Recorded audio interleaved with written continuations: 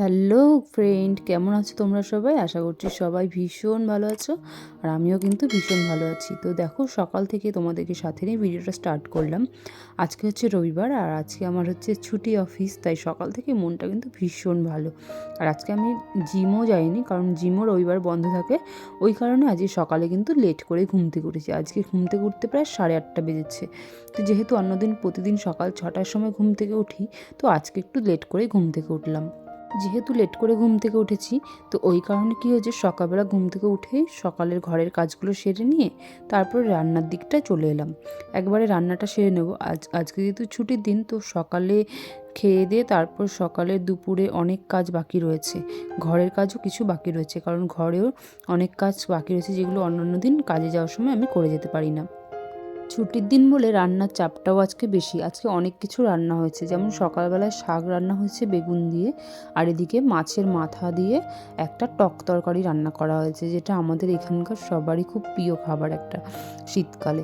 তো শীতকালে আমরা কিন্তু এই টক তরকারিটা খেয়ে থাকি, আর মাছ দিয়ে খেলে কিন্তু ভীষণই ভালো লাগে। আর তারপরে আমাদের বাঙালিদের ফেমাস শুটকি মাছ, যেটা আজকে রান্না হয়েছিল বাড়িতে।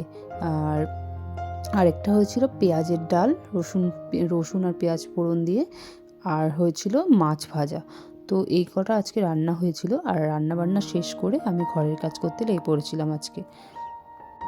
রান্নাবান্না শেষ করে একেবারে বাসন কোসন মেজে নিলাম, কারণ রান্নাঘরটা পুরো পরিষ্কার করে নিয়ে রান্নাঘরের দিকটার কাজ সমস্ত শেষ করে নিয়ে তারপরে ঘরের কাজে হাত লাগাবো আজকে। আর আজকে যেহেতু ছুটির দিন, মানে যদি একবারে কাজগুলো না করি, যদি আস্তে ধীরে করি, একে তো লেট হয়ে যাবে, তারপরে আবার কি হবে, মানে একটুখানি বিশ্রাম নিতে পারবো না আর কি। তো এই কারণে ভাবলাম যে আগে বিশ্রাম নেব না। অন্যান্য দিন আমি কি করি, প্রতি রবিবারে যেটা আমার সাথে হয়, তো সেটা হলো রান্না হাফ করে নিই সকালেরটা, তারপরে আমি একটু রেস্ট নিয়ে তারপরে জামা কাপড় কেচে যা যা ঘরের কাছ থেকে করে আবার দুপুরে রান্নাটা করি। তো এই করতে গিয়ে কি হয়, আমার আর রেস্ট নেওয়া হয়ে ওঠে না আর কি। একটা সংসারে কত রকমের কাজ থাকে, তাই না বলো? তো সেই কাজগুলো কি হয়, যদি মানে বাড়িতে থাকি, যারা গৃহবধূ মানে বাইরের কাজ করে না, তারা কিন্তু রেগুলার ওই কাজগুলো করতে পারে, কিন্তু আমার ক্ষেত্রে সেটা হয়ে ওঠে না। আমার ক্ষেত্রে ওই রেগুলারের কাজটা হয়ে ওঠে না। তো এই কারণে আমাকে সপ্তাহে ওই একটা দিন, মানে যেদিন আমার ছুটি থাকে সেদিনটাই আমি বেছে নিই, ওই দিনই এই সমস্ত কাজগুলো আমি করে থাকি। তো দেখো, ব্যালকনিটা আমার প্রত্যেক সপ্তাহে একদিনই আমি পরিষ্কার করতে পারি। তো মাঝে মাঝে প্রচণ্ড নোংরাও হয়ে যায়, নিজের থেকেও খারাপ লাগে, কিন্তু কি করব বলো, হাতে তো সময় থাকে না অত। তো অত কিছু কাজ করার পরে আর ইচ্ছে করে না ওগুলো করি, আর ইচ্ছের থেকে বড় কথা সময়ও থাকে না। তো ওই কারণে এই একটা দিনই আমার হাতে সময় থাকে। তো গাছগুলোকে দেখো, গাছগুলো কত সুন্দর হয়েছে আর কত ভালো লাগছে দেখতে। তো এই গাছগুলো মানে ব্যালকনিতে রাখলে দেখতেও বেশ ভালো লাগে। তো যাই হোক, এগুলোকে আমি পরিষ্কার করে নিয়েছি, সব মোটামুটি সমস্ত কাজ আমার এদিকটার হয়ে গেছে। এবারে যাব ছাদে কিছু জামা কাপড় কেচে নেব। তো সকালে সমস্ত ঘরের কাজগুলো করেছি, করে তারপরে খাওয়া দাওয়া করে নিয়েছি সকালে। না হলে এখন জামা কাপড় কাচতে আসলে খাওয়া দাওয়া যে কখন হবে তার কোনো ঠিক নেই। গতকালকের ভেজানো কিছু জামা কাপড় ছিল, ওগুলো তো কাচবই, সাথে আরও কিছু রেগুলার পরার জামা কাপড় হালকা যেগুলো আছে ওগুলোও কেচে নেব। গতকালকে সোয়েটার কিছু ভিজিয়ে রেখেছিলাম, আর আজকে এই সব সময় পরার এই জামা ঠামাগুলো এগুলোও ভিজিয়ে নেব, কারণ এগুলো মানে রেগুলার ব্যবহার করি, ওগুলো যদি না কাচি তাহলে একটা কেমন হয়, তো এর জন্য এগুলোকেও কেচে নেব। আর তোমাদেরকে তো আগের দিনই বললাম যে ওই মানে পাশের বাড়ির যে গাছের পাতাগুলো ঝরে সব আমাদের ছাদের মধ্যে পড়ে, রেগুলারই কিন্তু ঝাড় দেওয়া হয় ছাদ, তারপরেও দেখো কত নোংরা হয়ে যায়। তো আমি আবারও আজকে ছাদটাকে পরিষ্কার করে ঝাড় দিয়ে নিচ্ছি, না হলে আর কি পাতা পড়ে থাকলে ছাদের মধ্যে সারা ছাদটা কেমন একটা নোংরা লাগে দেখতে। তো এই কারণেই, আর ছাদটা পরিষ্কার পরিচ্ছন্ন থাকলে একটু ভালো লাগে, বিকেলবেলার দিকে একটু ছাদে আসলে মনটাও ভালো লাগে। একটু যদি তখন যদি ছাদটা অপরিষ্কার থাকে তখন কিন্তু ভালো লাগে না। তো ওই কারণে আমি একটু ছাদটাও পরিষ্কার করে ঝাড় দিয়ে নিচ্ছি। জামা কাপড়গুলো ভিজিয়েছি, অতক্ষণে একটুখানি জামা কাপড়গুলো ভিজুক, নোংরাটা একটু উঠে যাক, তারপরে গিয়ে আমি কাচবো। তো ওই কারণে ভাবলাম যে আগে ছাদটা একটু ঝাড় দিয়ে নিই। আর এদিকে দেখো, আমার এদিকে জামা কাপড় কাচা হয়ে গেছে প্রায়, মোটামুটি মানে অনেকগুলো আজকে জামা কাপড় কেচেছি প্রায়।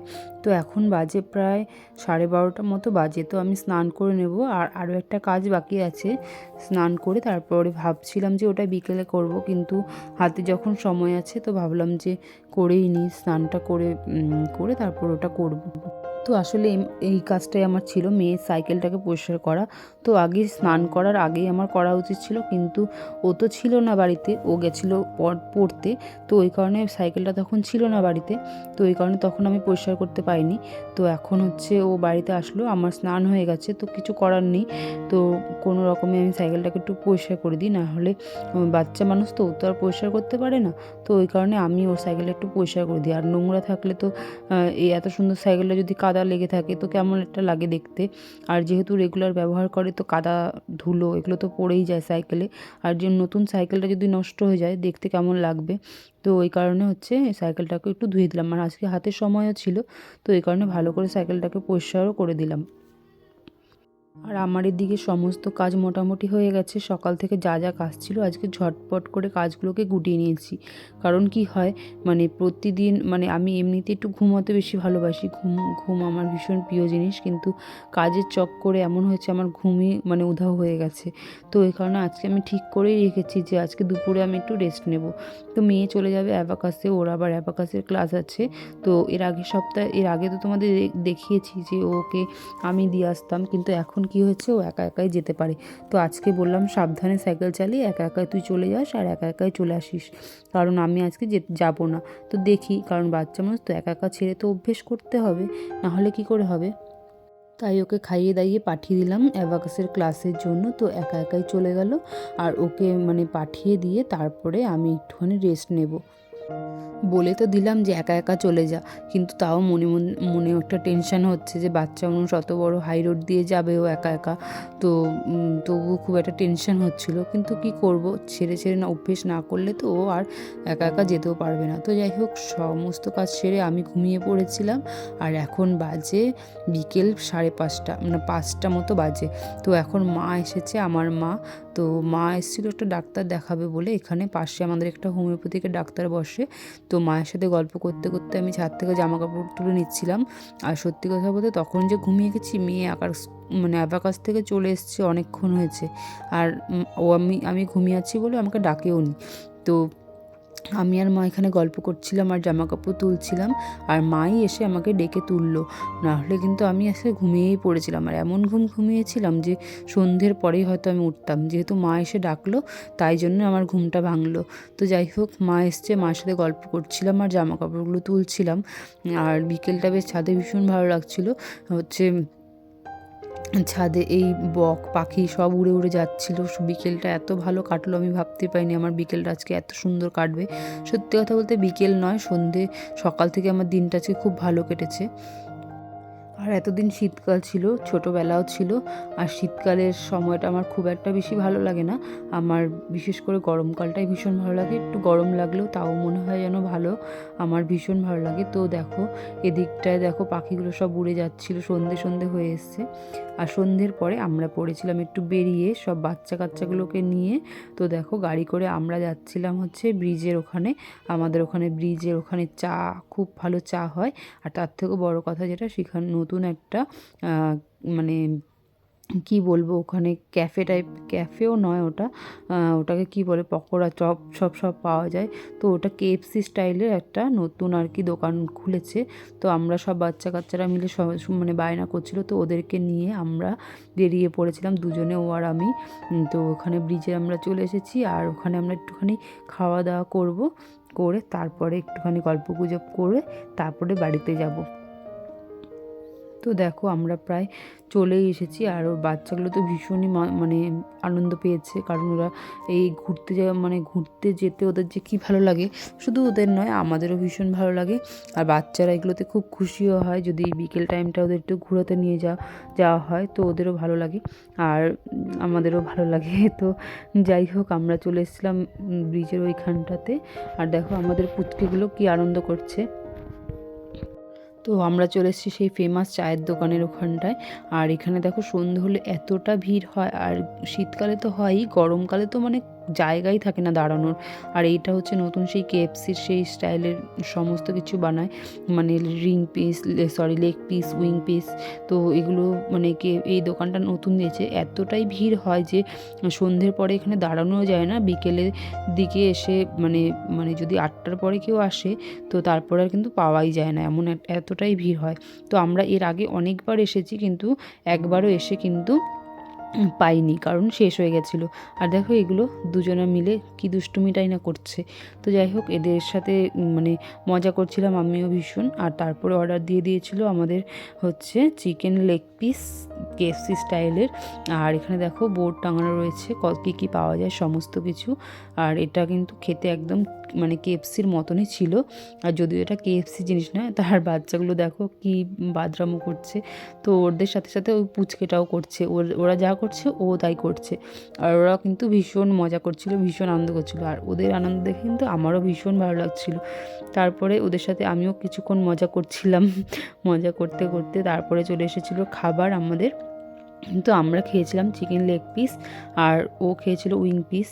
আর তারপরে খেয়ে নিয়েছিলাম একটুখানি ঘুগনি। আর এটা কিন্তু ঘুগনিটাও কিন্তু চিকেন দিয়েই ছিল। আর তারপরে মায়ের জন্য একটা শর্ট টোস্ট নিয়ে নিয়েছিলাম। আর চিকেনের লেগ পিসটা এতটা পরিমাণে বড় ছিল যে আমরা কিন্তু মানে খেয়েই কিন্তু পেট ভরে গেছে। তো এদিকে আমার মেয়ে করছিল দুষ্টুমি।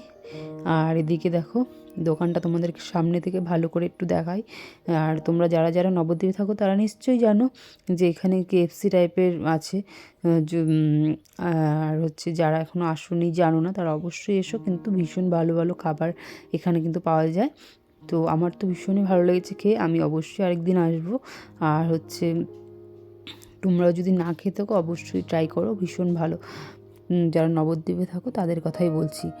তো যাই হোক, এদিকে আমরা নিয়ে নিয়েছিলাম। আর খাবারটা খেতে কিন্তু ভীষণ ভালো ছিল। তো তোমাদেরকে দেখাই পুরো মানে লেগ পিসগুলো কতটা টাইপের বড় ছিল, অনেকটাই বড় ছিল।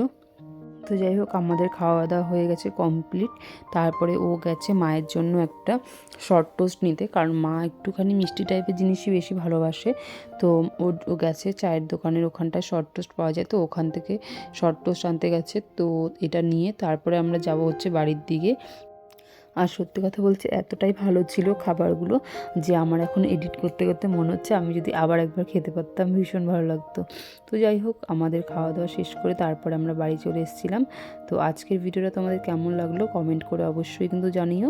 আর যারা যারা নবদ্বীপে থাকো তারা কি খেয়েছো কিনা, আর তোমাদের কেমন লেগেছে কমেন্ট করে কিন্তু জানিও। তো আজকের মতো টাটা, গুড নাইট সবাইকে।